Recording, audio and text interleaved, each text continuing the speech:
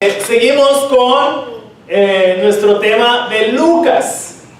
Recuerden que el tema general es el Evangelio del Salvador, pero mi título del sermón hoy, el título que le coloqué es ¿Quiénes son mi madre y mis hermanos? Así se llama. Y quiero introducir este sermón de la siguiente forma. La sociedad en la que vivimos atraviesa por una crisis de identidad. Contrario a otras épocas, hoy sabemos menos cuál es el propósito de nuestras vidas. Ha sido tan profunda la crisis que ya no es claro si al nacer somos hombres o mujeres. Porque el género es algo que se descubre al avanzar en el largo camino de la vida. De esta manera, llegamos a lo que se conoce como la ideología de género.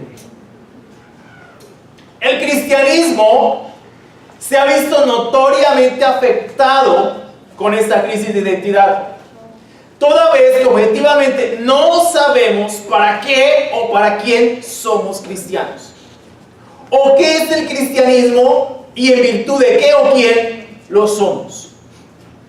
Theo Donner afirma que a través de la historia la iglesia cristiana ha tenido que enfrentar el desafío de no dejarse absorber por las corrientes culturales e intelectuales del momento. El desafío de definirse, de preservar su identidad en medio de los ismos, desde el helenismo hasta el posmodernismo, pasando por el empirismo, racionalismo, humanismo, liberalismo, capitalismo, marxismo, utilitarismo, pragmatismo, positivismo, naturalismo, materialismo y otros más. Porque también está el consumismo, está el egoísmo. Los cristianos han tenido que preguntarse si el cristianismo es apenas otro ismo más al lado de aquellos. ¿Cómo nos definimos frente a las ideologías y filosofías que nos rodean? Ese es el gran interrogante.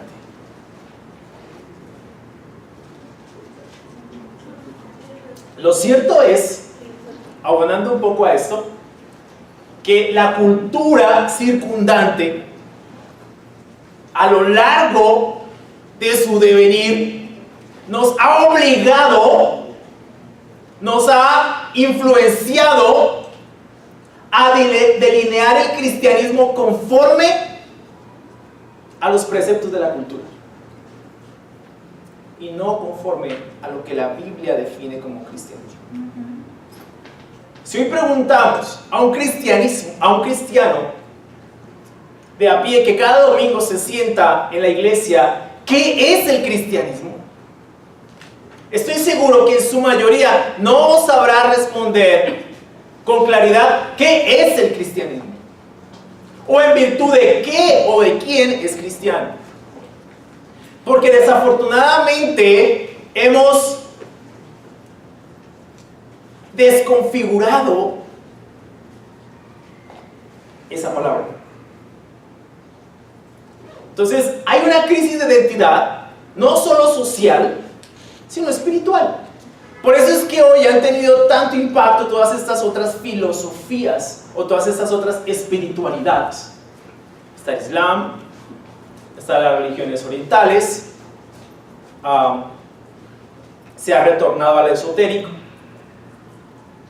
Por eso han tenido tanto éxito. Porque el cristianismo parece ser que se convirtió en un ismo más de tantos de los que existen hoy en día. El título de mi sermón, ¿Quiénes son mi madre y mis hermanos?, claramente nos hace pensar en identidad. Cuando aparece la palabra ¿quién?, eso nos lleva a pensar en identidad. ¿Quiénes somos? ¿Quiénes somos? Y esa es la gran pregunta que continuamente los seres humanos nos hacemos. ¿Quién soy? ¿Para qué estoy? ¿Para qué nací? ¿Cuál es el propósito en mi vida? Y es lo que yo pretendo responder hoy a la luz de un pasaje que está en Lucas 8. Vamos a Lucas 8, 19.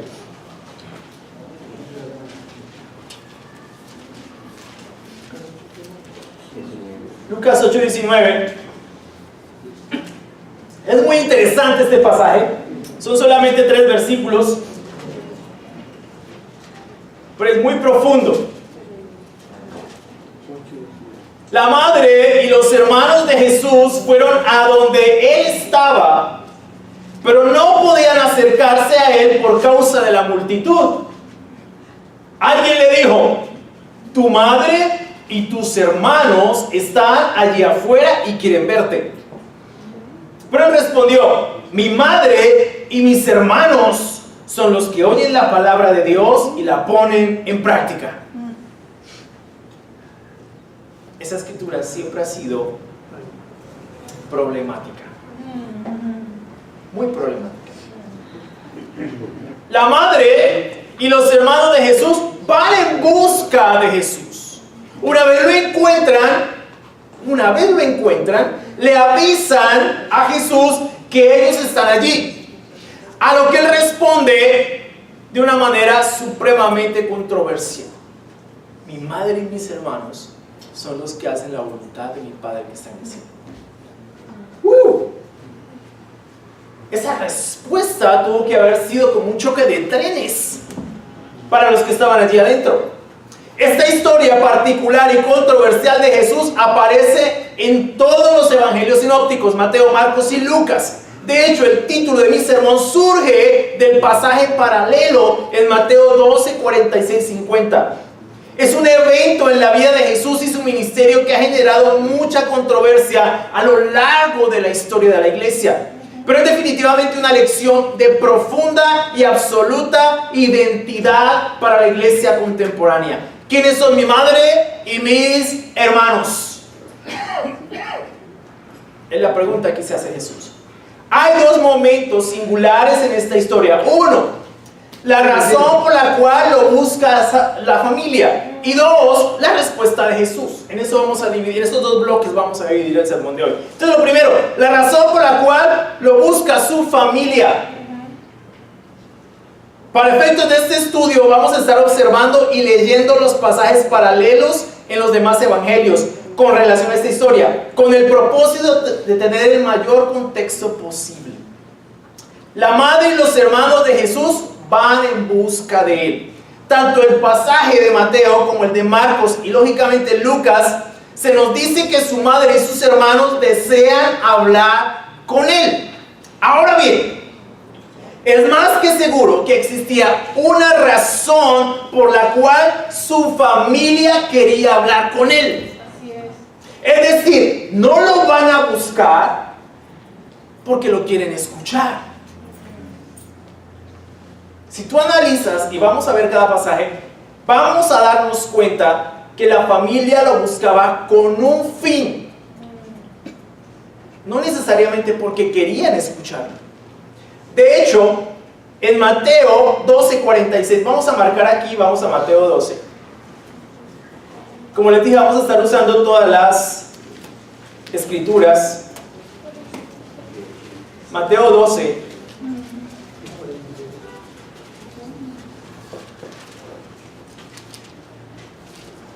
Mateo 12:46. Mientras Jesús hablaba con la gente, su madre y sus hermanos estaban afuera y querían hablar con él. Estaban afuera. Alguien le dijo: tu madre y tus hermanos están afuera y te quieren hablar. Él le respondió al que le dijo esto: ¿quién es mi madre y quiénes son mis hermanos? De ahí surge el título de mi sermón. Y extendiendo la mano hacia sus discípulos, ¿te imaginas ese cuadro? ¿Quiénes son mi madre y mis hermanos? Ellos. Mi madre y mis hermanos están aquí. ¡Wow! Porque todos los que hacen la voluntad de mi Padre que está en el cielo son mis hermanos, mis hermanas y mi madre. Yo solamente espero que tú logres entender la profundidad de esto, el impacto que esto tiene. A veces pasamos muy rápido por estas escrituras sin entender la relevancia que tiene, sin entender el impacto que pudo haber producido en la mente y en el corazón de quienes escuchaban. Yo creo que fue chocante para ellos escuchar a Jesús. Mi madre, mis hermanos, están aquí. En pocas palabras, es como si hubiese descalificado a su mamá y a sus hermanos. Por el tono de la situación, al parecer las cosas no estaban muy bien.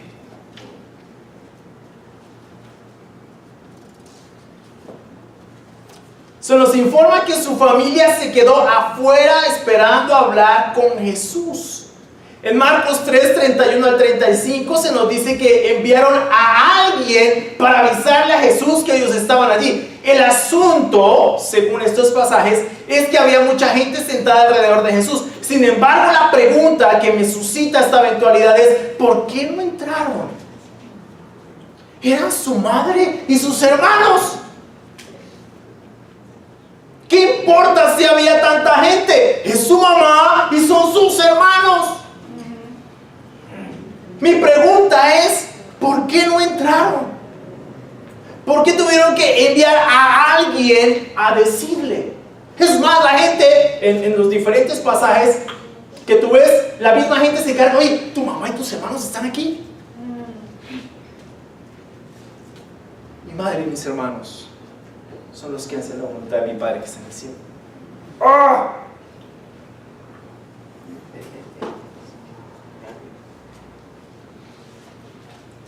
Estoy seguro que la gente hubiese abierto espacio para ellos.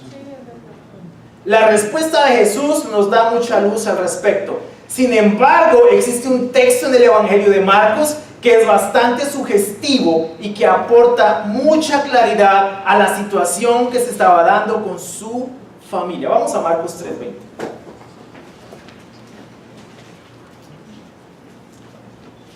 Marcos 3, versículo 20. 3:20. Jesús entró en una casa y de nuevo se juntó tanta gente que ni siquiera podían comer él y sus discípulos. Era intenso el ministerio de Jesús. Cuando sus familiares lo supieron, fueron para llevárselo porque pensaban que estaba fuera de sí. En otras versiones, que estaba loco. Luego, más adelante, en el versículo 31, en ese contexto, dice: llegaron entonces la madre y los hermanos de Jesús, pero se quedaron afuera y mandaron a llamarlo. Al parecer, el primer intento no fue fructífero. Tuvieron que llegar su madre y sus hermanos por él. La muchedumbre sentada a su alrededor le dijo: tu madre, tus hermanos y tus hermanas están allá afuera y te buscan. Jesús le respondió: ¿y quién es mi madre y mis hermanos? Nuevamente, mira a sus discípulos, los que hacen la voluntad de mi Padre que está en el cielo. Es posible que debido a la presión del ministerio, es decir, se aglomeraba tanta gente alrededor de Jesús que ni siquiera podían comer él y sus discípulos, la presión del compromiso de Jesús con su ministerio los abrumó de tal manera que salieron a hacerse cargo de él porque decían: está fuera de sí, hay que hacer algo con él. En ese contexto, en el pasaje de Marcos, en el que su familia, su madre y sus hermanos llegan a buscarlo, tal vez para convencerlo de bajar un poco la intensidad de su ministerio. Comentario Mundo Hispano dice: la presión de la multitud sobre Jesús comenzó a alarmar a su familia de tal manera que temieron por su salud y sano juicio y pensaron que lo mejor sería quitarle de allí y prenderle. Emplearon las palabras fuera de sí, quizás porque pensaban que realizaba sus milagros en un estado de éxtasis o en un trance. ¿Cuántas veces aún hoy el fervor y celo por las cosas de Dios puede hacer pensar a los demás que estamos desequilibrados o que somos fanáticos? Pero bendita locura la de aquel que está impulsado por el amor de Cristo. Con esta acción se demostraba que ni siquiera su propia familia lo comprendía. El desprecio de un enemigo es difícil de afrontar, pero es más difícil de soportar la incomprensión de un amigo o un familiar.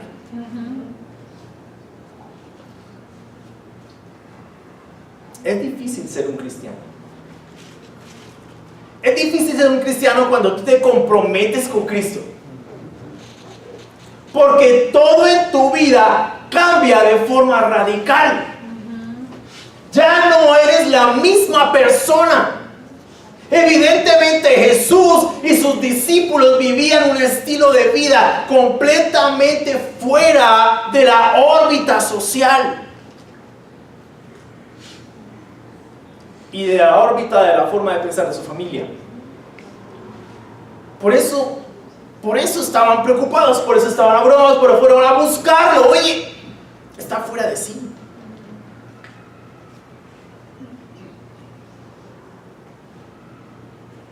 Cuando yo me hice cristiano, hace 23 años,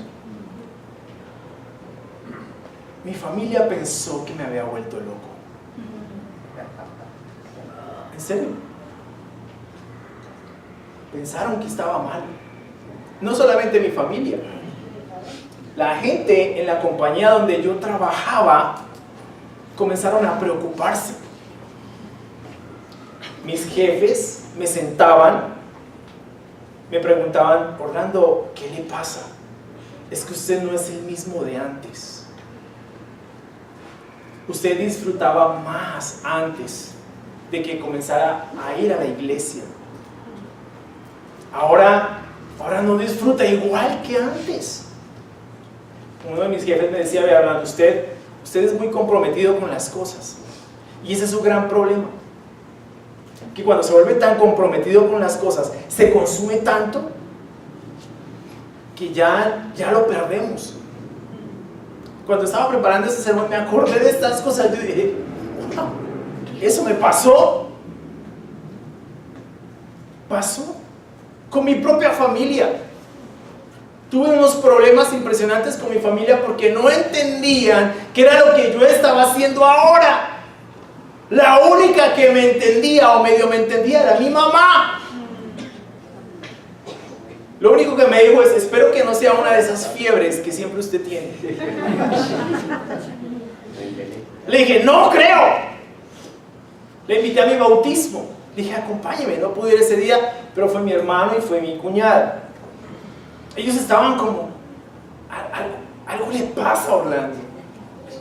Me veían orar cada mañana, sentarme en la sala a leer mi Biblia, y yo sé que me espiaban. Y yo me encerraba y oraba, y muchas veces lloraba cuando estaba orando, y era como: algo le pasa, está mal. En la empresa yo me escapaba a los baños a orar. Ya mis jefes se habían dado cuenta. Entonces estaban preocupados: algo le pasa. Comenzaron a presionarme para que bajara la intensidad de las cosas. El último recurso fue el de la dueña de la compañía, que me dijo: ¿sabe qué, Orlando? Yo no quiero que su fe afecte su trabajo aquí. ¿Y por qué? Porque cuando yo no era un cristiano, me quedaba después de las 5 entre 2 y 3 horas después de mi trabajo, después de mi horario. Salía a las 8 de la noche, muchas veces trabajando, otras veces simplemente acompañando a mi jefe, y eso ya no le gustó cuando comencé a salir a las 5, 5 y cuarto, porque tenía unas reuniones, porque tenía unos compromisos, porque quería estudiar la Biblia con personas. Tú sabes, cuando tú te haces cristiano y empiezas en el cristianismo, tú quieres estar en todo, y yo quería estar en todo. Entonces ella se puso muy mal por eso y me comenzó a presionar. Evidentemente, a los 3 o 4 meses de yo ser cristiano, me llamaron a trabajar tiempo completo para la iglesia. Y yo fui y pasé mi renuncia. Y no le gustó absolutamente nada eso a ella. Pensaban que estaba loco. Pero ¿saben una cosa? Muy temprano ahí en mi vida, yo tuve que tomar una decisión. ¿quién iba a hablar más duro en mi vida? ¿Quién iba a tener más peso en mi vida? ¿La opinión de mi familia y de mis amigos o la opinión de Dios? ¿Qué iba a pesar más en mi corazón? ¿La opinión de la gente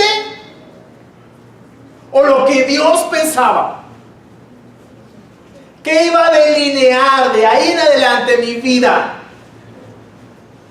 ¿El entorno en el que me movía? ¿La presión social?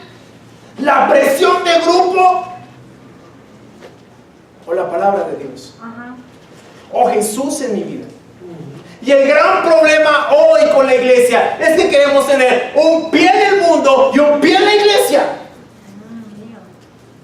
El gran problema con el cristianismo contemporáneo es, bendita, ese problema. Como decía John MacArthur, hoy el cuestionamiento no es cómo hacemos para que sacar al mundo, o sea, llevarlo a la iglesia. Ese no es el gran problema. El gran problema es cómo sacamos al cristiano del mundo. Convencer al cristiano de que el mundo no es lo que le conviene. Yo sé cómo fue mi vida, amigos y hermanos. Yo sé qué tipo de vida viví. Y ¿saben una cosa? Yo no quiero regresar allá. No me interesa en absoluto vivir de nuevo lo que yo viví antes de ser un cristiano. No me interesa en absoluto. Porque fue una vida completamente desastrosa. Yo sé lo que viví y no quiero volver allá. Para mí es un privilegio ser un cristiano. Amén. Para mí es un honor ser un cristiano. Vivir lo que vivo es un verdadero privilegio.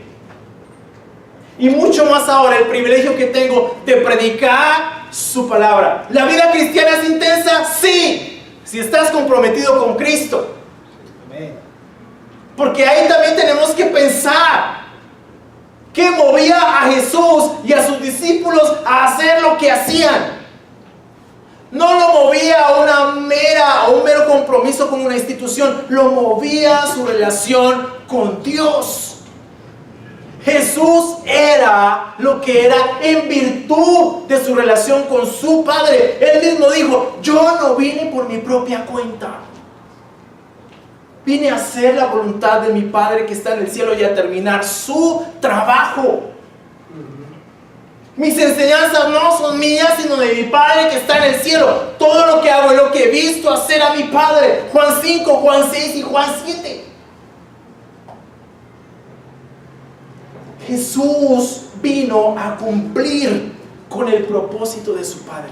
Jesús tenía claro quién era Él. Ni la presión del mundo, ni la presión de su familia lo llevó a tomar una decisión diferente. Se mantuvo firme, se mantuvo fiel. ¿Sabes qué me preocupa hoy de muchos cristianos? Que cuando sienten cierta presión del mundo, aflojan su compromiso. ¡Ay, usted es evangélico! ¡Ay, usted! ¡Ay, pastorcito! Y se asustan. Me está persiguiendo. ¡Persecución! ¡Eso no es persecución! Eso no es persecución. Eso no se aproxima ni un centímetro a lo que es la persecución. No han amenazado tu vida por ser un cristiano, ni la mía. Eso no es nada comparado con lo que los primeros cristianos vivieron y con lo que muchos cristianos alrededor del mundo viven. Yo recuerdo una hermana en la India, se hizo cristiana. ¿Sabes qué hizo su papá? Con una cadena de bicicleta la castigó y le prohibió ir a la iglesia. ¿Sabes qué hizo ella? Lo desobedeció. siguió yendo a la iglesia, llegó con sus manos, con sus piernas, con su cuerpo completamente herido a la reunión. Eso sí es persecución. A muchos discípulos en estas partes del mundo, sus familias incluso llegaron a rociarles gasolina y los quemaron solamente por ser cristianos. Y tú te asustas porque alguien te dice evangélico. Yo realmente siento mucho dolor por el cristianismo que vivimos aquí en Latinoamérica. Es un cristianismo tan cómodo, es un cristianismo tan feliz, que cuando se asoma una pizca de sufrimiento, nos deprimimos, nos asustamos. Ay no, desde que me hice cristiano todo comenzó a ir mal. No le eches la culpa al cristianismo. Piensa bien. Pero definitivamente la crisis de identidad la sufre profundamente el cristianismo hoy en día.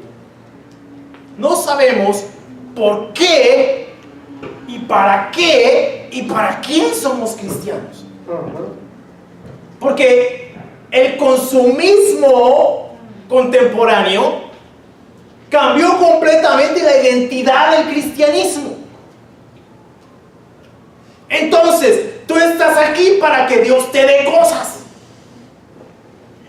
Tú estás aquí para que tu vida prospere, para que seas feliz, para que no tengas sufrimiento, porque un hijo de Dios no se enferma, porque un hijo de Dios no tiene problemas con el dinero, porque un hijo, bueno, una cantidad de cosas que se han inventado que no entiendo de dónde salieron.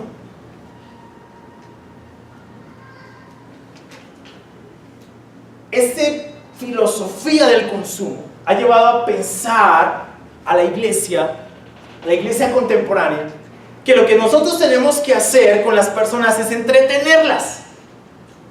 Muchos de los servicios, muchas de las celebraciones del cristianismo latinoamericano se reducen a un culto de entretención. Tenemos que suplir la necesidad de las personas que asisten a nuestra iglesia para que sigan viniendo y no se vayan. ¿Es en serio? ¿Y dónde está Cristo en todo esto? ¿Sabes? El cristianismo se trata de una persona.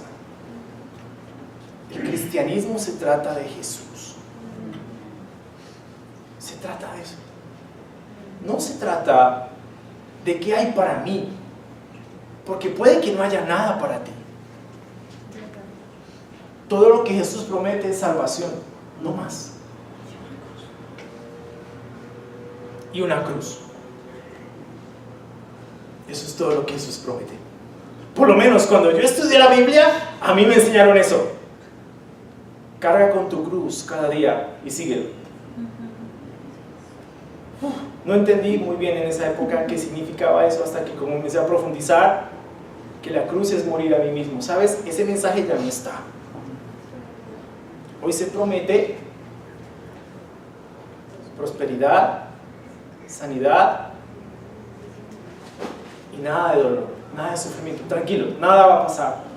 Pare de sufrir. Buenísimo. Y han hecho del cristianismo una filosofía de la comodidad.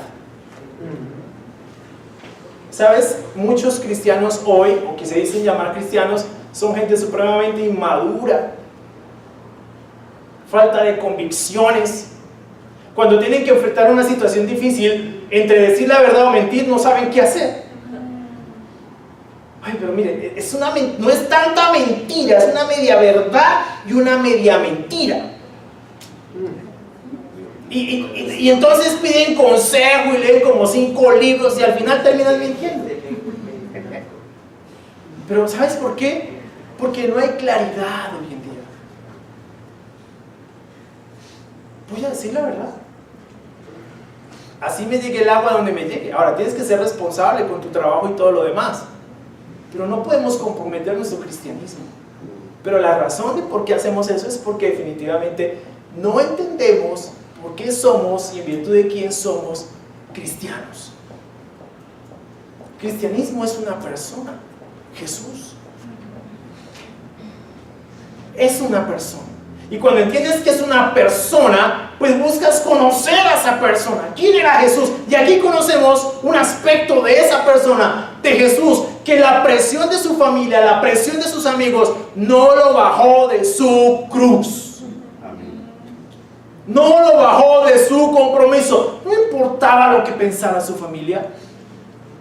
Él se iba a mantener fiel y firme al trabajo que estaba haciendo. Así es. Yo creo que es importante regresar a esa convicción hoy en día. Porque el cristianismo se está diluyendo en medio de esa cultura del consumo. Muchas personas buscan una iglesia solamente para sentirse bien, pero no buscan a Cristo. Tú no vas a una iglesia para buscar qué de eso te gusta en la iglesia. Si hay un buen grupo de alabanza, si hay mucha gente, si, una cantidad de cosas que son arandelas que la cultura se ha inventado. ¿Sabes? Busca a Cristo. Porque el cristianismo no se trata de una iglesia, se trata de Cristo. De una iglesia como institución. Se trata de Cristo. Cuando entiendas quién es Jesús, cuando conozcas a Cristo, vas a ser añadido a su iglesia. Amén. Ese es el orden. Pero busca a Cristo. ¿Sabes qué me llamó la atención de su familia? Su familia no fue a escucharlo. Su familia no quería escuchar sus enseñanzas. O si no se hubieran quedado, wow, yo quiero escuchar. No se quedaron a escuchar. Pero él tampoco se dejó presionar por eso. No fue como que llegó mi mamá. No.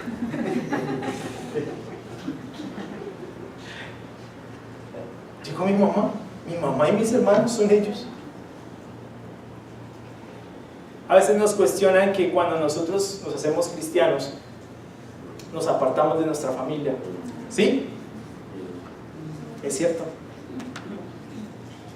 Porque cuando llegamos a ese punto entendemos, y no porque no amemos a nuestra familia, sino que entendemos quién es realmente nuestra familia.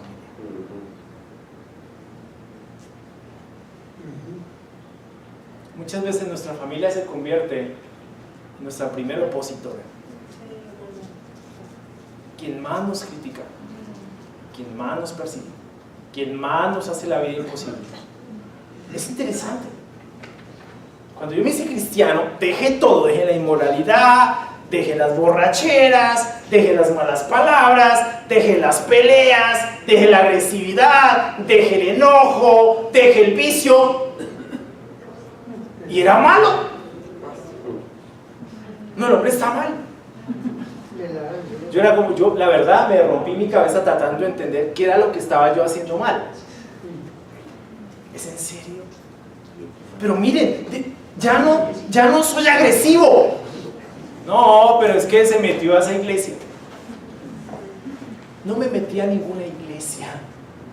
Trataba de explicarles, no me metí a ninguna iglesia. Me hice un cristiano. ¿Cuál es el problema? Y cuando a los 8 meses les dije, me voy como misionero, sí fue que fue cierto. Sí, ya. Perdimos. Ya no hay nada que hacer. No, era terrible. Era difícil. Perdí la relación que tenía con un tío solamente porque él no estaba de acuerdo con lo que yo estaba haciendo. Perdí esa relación y él simplemente me dejó hablar por mucho tiempo.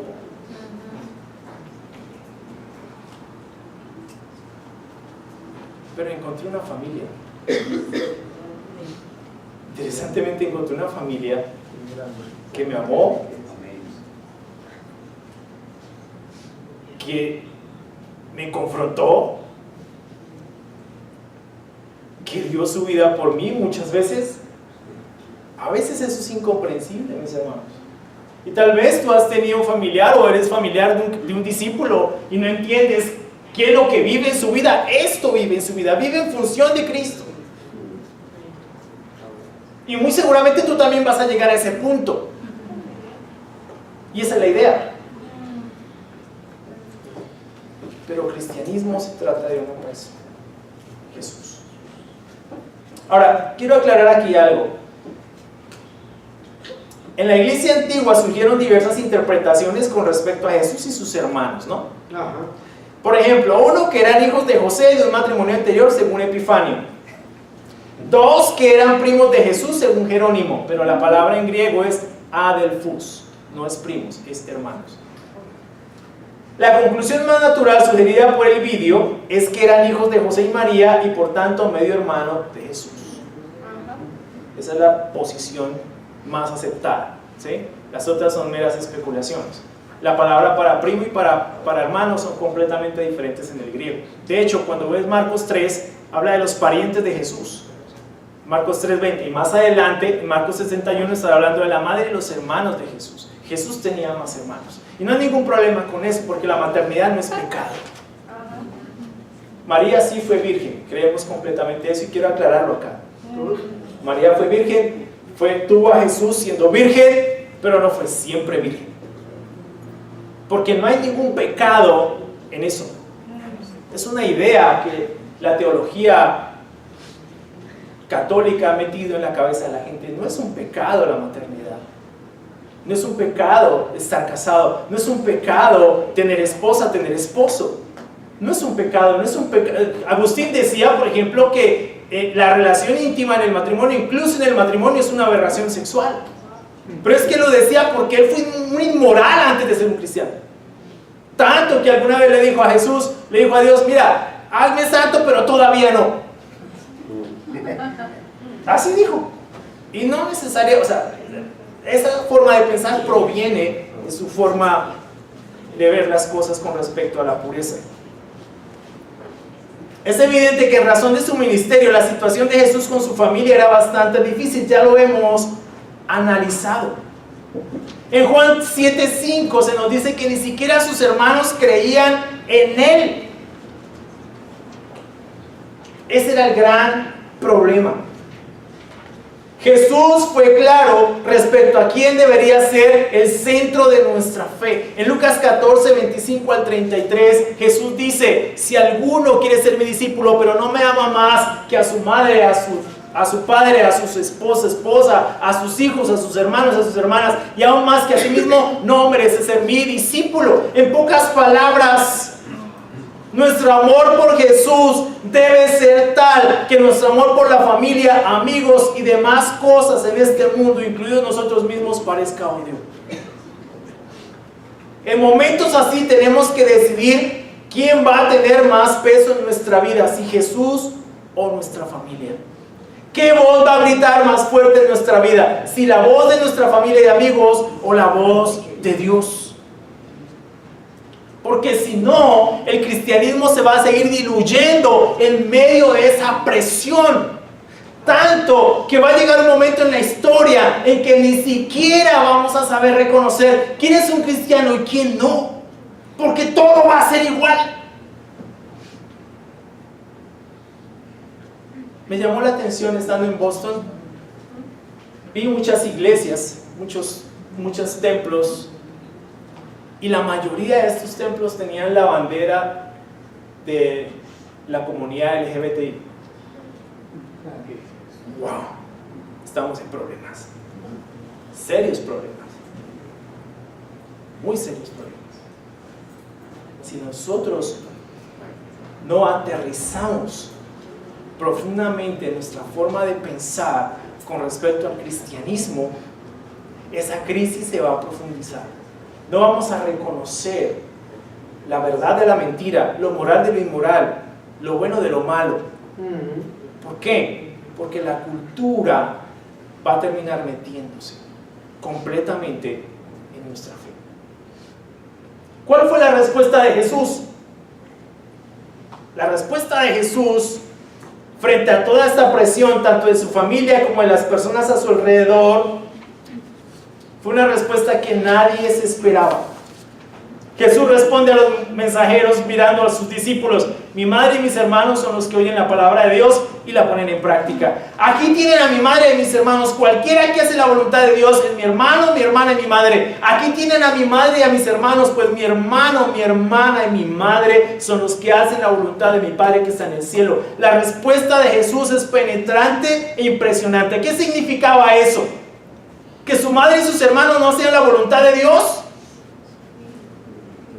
¿No estaba honrando Jesús a su mamá? ¿Qué significaba esa respuesta? Muy seguramente era así. Sus hermanos no creían en él. Tal vez su mamá, por trabajo que nos cueste creerlo, tampoco hacía la voluntad de Dios.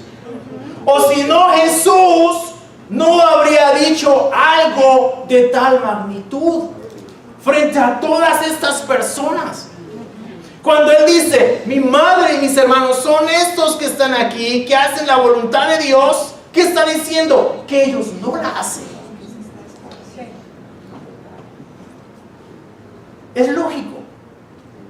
Ahora, ¿está irrespetando a su familia? No. Estoy seguro que Jesús amaba profundamente a su mamá y amaba profundamente a sus hermanos, pero nunca iba a comprometer ni la verdad ni sus convicciones. Ajá.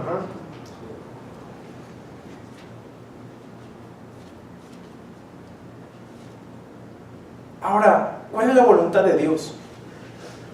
Juan 6:29 dice que la obra de Dios es que creamos en Jesús. En Mateo 7:21 Jesús dice con claridad que no todo el que le dice Señor, Señor entrará en el reino de los cielos. Entonces, ¿de qué se trata el cristianismo? De hacer la voluntad de Dios. Y la voluntad de Dios es que creamos en Jesús y lo sigamos. Mira lo que dice 1 Juan 2:6.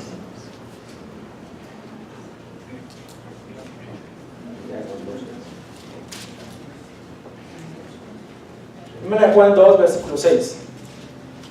El que dice que permanece en Él debe andar como Él anduvo. Dice, el que dice que permanece en Él debe andar como Él anduvo. ¿Qué es cristianismo? Lo voy a decir sencillo: vivir como Cristo, pensar como Cristo, creer como Cristo, obedecer a Cristo, ser como Cristo. Cristianismo no es ir a una iglesia cada 8 días. Cristianismo no es nacer en una familia cristiana y solo por eso soy cristiano. No es verdad. Cristianismo no es algo cultural. Cristianismo es algo a lo que te tienes que convertir. Así hayas nacido en una familia cristiana. Es algo a lo que te tienes que convertir. Cristianismo se trata de vivir, pensar, actuar, ser como Cristo.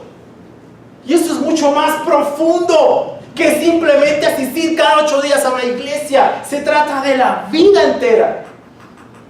Se trata de morir cada día a sí mismo. Se trata de ser una persona diferente en virtud de quién es Jesús.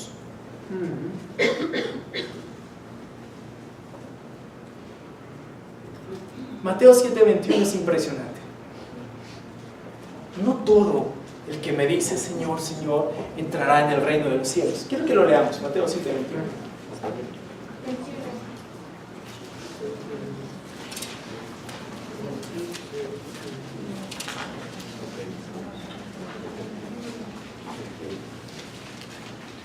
No todo el que me dice Señor, Señor entrará en el reino de los cielos, sino el que hace la voluntad de mi Padre que está en los cielos. En aquel día muchos me dirán, Señor, Señor, ¿no profetizamos en tu nombre? Y en tu nombre echamos fuera demonios, y en tu nombre hicimos muchos milagros. ¿Dónde he visto esto yo antes? Pero yo les diré claramente, nunca los conocí. apártense de mí, obreros de maldad. ¿Cuál es la voluntad de Dios? Seguir a Cristo. La voluntad de Dios no es activismo cristiano. No se trata de expulsar demonios, ni de hacer milagros, ni de profetizar. Se trata de vivir como Cristo. Se trata de ser como Cristo. ¿Tú crees que Jesús murió en la cruz por nada? ¿Tú crees que Dios envió a su Hijo a morir de la manera que murió para que hoy le demos más peso a ritualismos inventados que a su cruz y a su vida en esta tierra?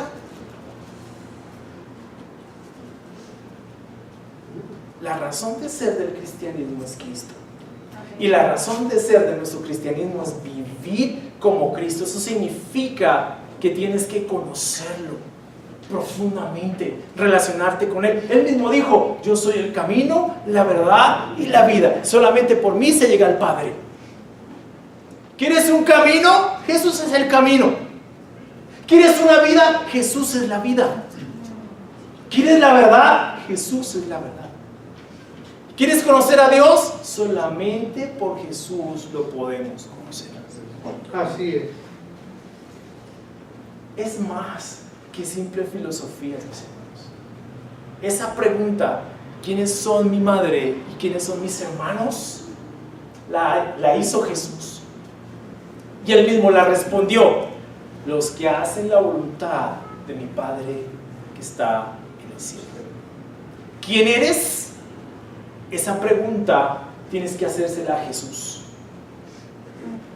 Como cristiano, ¿quién eres? Pregúntale a Jesús. Porque Él solamente sabe reconocer quiénes son los suyos. ¿Eres un cristiano? ¿Vives esto profundamente? ¿Lo vives? Tenemos que preguntarnos eso, amigos y hermanos. No estamos aquí para tener un culto chévere o un servicio bacano y pasarla rico. Estamos aquí para entender cada mañana, cada día, quiénes somos delante de Dios como cristianos.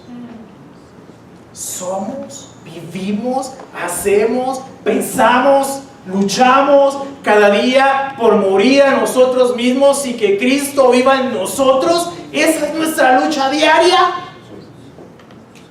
¿O abro mi Biblia cada domingo cuando vengo aquí? ¿Qué estoy viviendo? Esa es una pregunta que nos tenemos que hacer cada uno de nosotros. ¿Quién es mi hermano? ¿Quién es mi hermana? ¿Quién es mi madre? Solamente el que hace la voluntad del que está en el cielo. Muchas gracias, mis hermanos.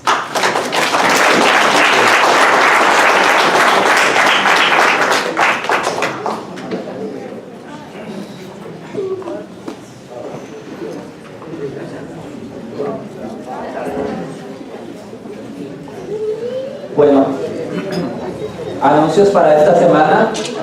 Martes, charla bíblica del sur en la casa de la familia Figueroa, Oscar y Gina. Miércoles 7:30, charla bíblica de Bello en la casa de la familia López.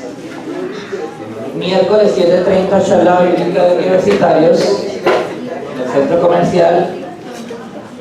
Próximo viernes 7:30, reunión de familia Cabo de la Vela.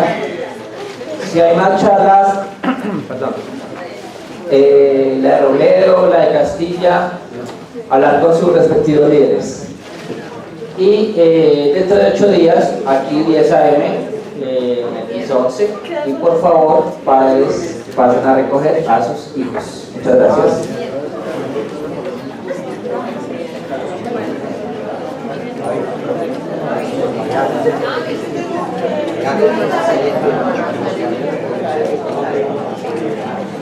Bueno, este caballero de aquí, Byron, el de la mano negra, es la persona que tiene el sello para el parqueadero.